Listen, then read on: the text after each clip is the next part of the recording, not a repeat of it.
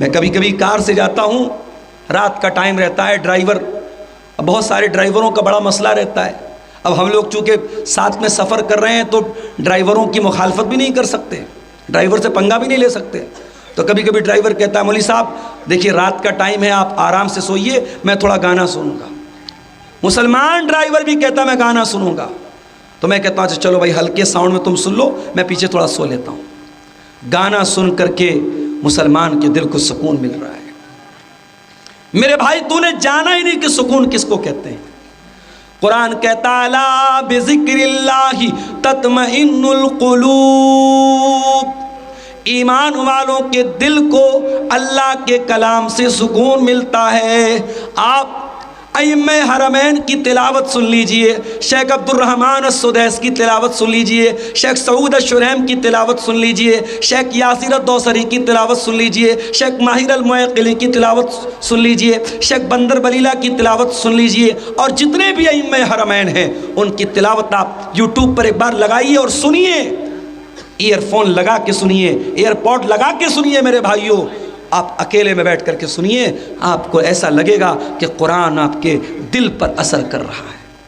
اگر دل میں ایمان باقی ہے تو قرآن ڈائریکٹ آپ کے دل پر اثر کرے گا، مگر ہم نے اپنے دلوں کو مردہ کر دیا ہے میرے بھائیوں۔ ہمارے دلوں کو آج میوزک سے سکون ملتا ہے، اور جب میں نوجوانوں کو ایئر فون لگا کر میوزک سنتے ہوئے دیکھتا ہوں مجھے نبی کی وہ حدیث یاد آتی ہے۔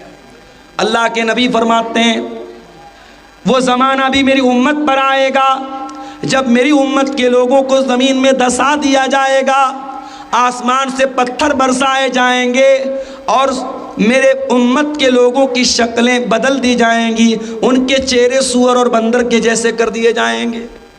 صحابہ نے پوچھا ہے اللہ کے نبی وہ دور کب آئے گا؟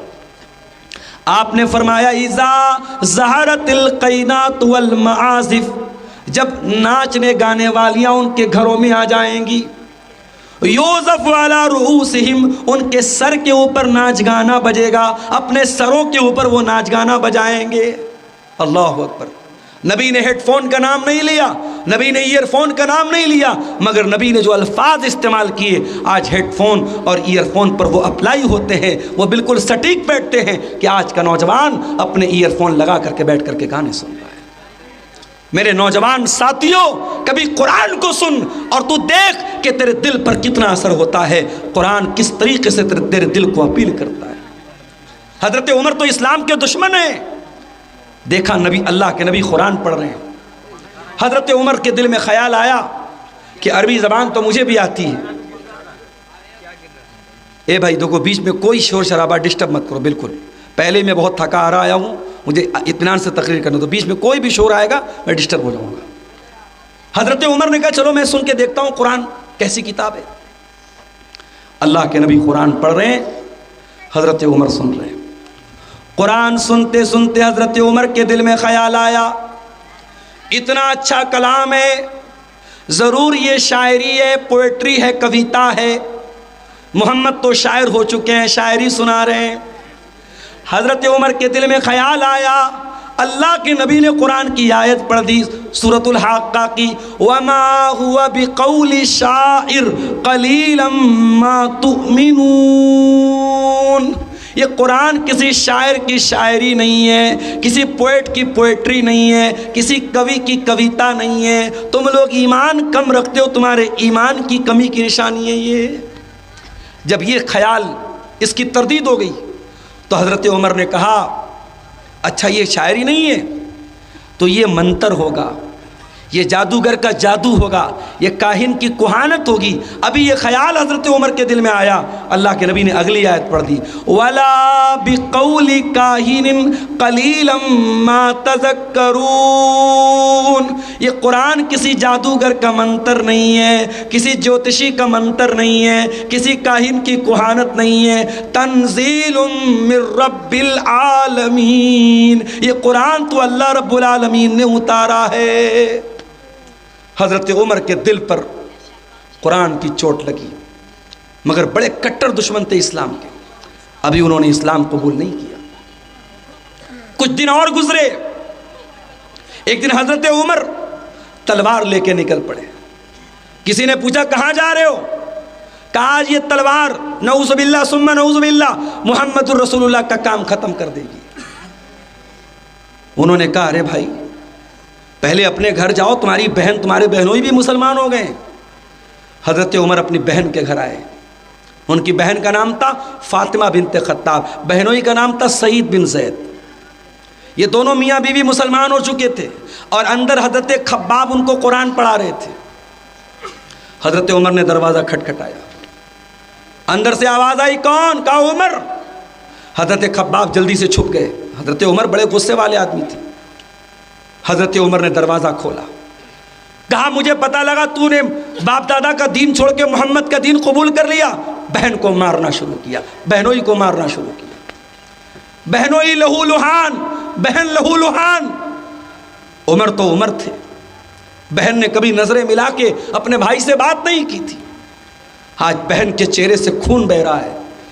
بہن نے اپنے بھائی کا کے ہاتھ کی مار کھائی اور مار کھانے کے بعد کہنے لگی اے عمر، اے میرے بھائی تجھے جو کرنا ہے کر لے، ہم نے کلمہ پڑھ لیا، ہم نے محمد رسول اللہ کے اوپر ایمان ہم لے آ چکے، اب ایمان ہمارے دل سے نہیں نکل سکتا ہے، تجھے جو کرنا ہے تو کر لے۔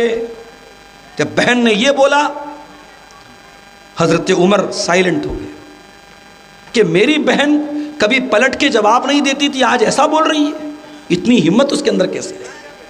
کچا ابھی تو کیا پڑھ رہی تھی، ذرا وہ کلام مجھے پڑھ کے سنا۔ بہن نے کہا نہیں، تو ناپاک ہے، تو نہیں پڑھ سکتا اس کتاب کو، جا پہلے تو غسل کر کے آ۔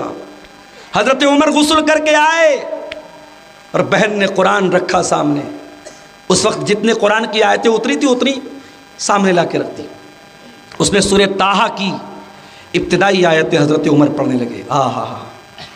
کبھی کسی اچھے قاری کی آواز میں یوٹیوب پر جائیے اور سورہ طٰہٰ کی تلاوت سنیے، ایئر فون لگا کے سنیے، واللہ اب اپنے دل، آپ کو عربی آتی ہو چاہے نہ آتی ہو، آپ ان آیتوں کا مطلب سمجھتے ہو یا نہ سمجھتے ہو، مگر سورہ طٰہٰ، سورہ رحمان، سورہ مریم، یہ وہ سورتیں ہیں میرے بھائیوں، جب ان کو کسی اچھے قاری کی آواز میں سنو نا تو ایسا لگتا ہے کہ بدن کے رونگٹے کھڑے ہو جاتے ہیں، ایسا لگتا ہے کہ دل کے اوپر قرآن کی آیتیں دریا کے پانی کی طرح بہہ رہی ہیں اور قرآن پر دل پر اثر کر رہی ہیں۔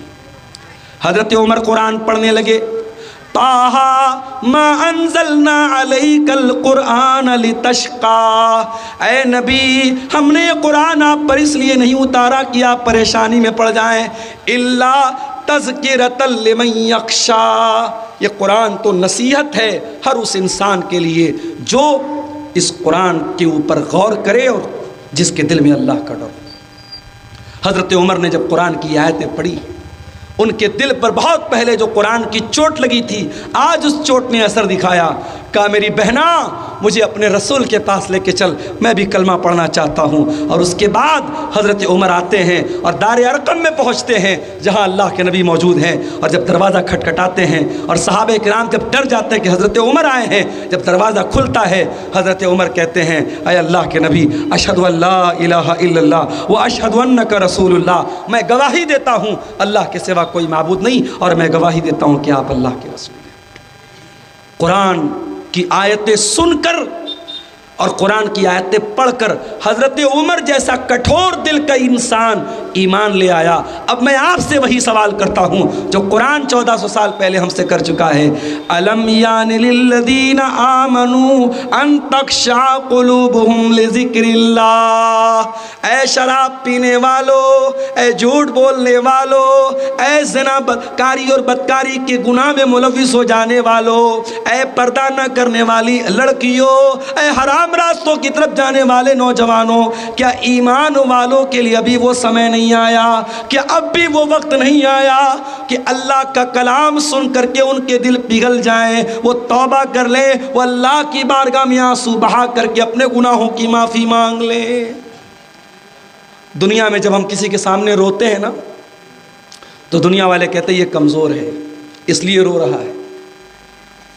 کسی کے آنسو اگر کسی کے سامنے گر جائیں دنیا والے کہتے ہیں یار بڑا کمزور آدمی ہے رونے لگا، مگر یہ آنسو جب اللہ کے سامنے گرتے ہیں میرے بھائی، ان آنسوؤں کی اللہ کے یہاں بڑی ویلیو ہے، بڑی قدر ہے۔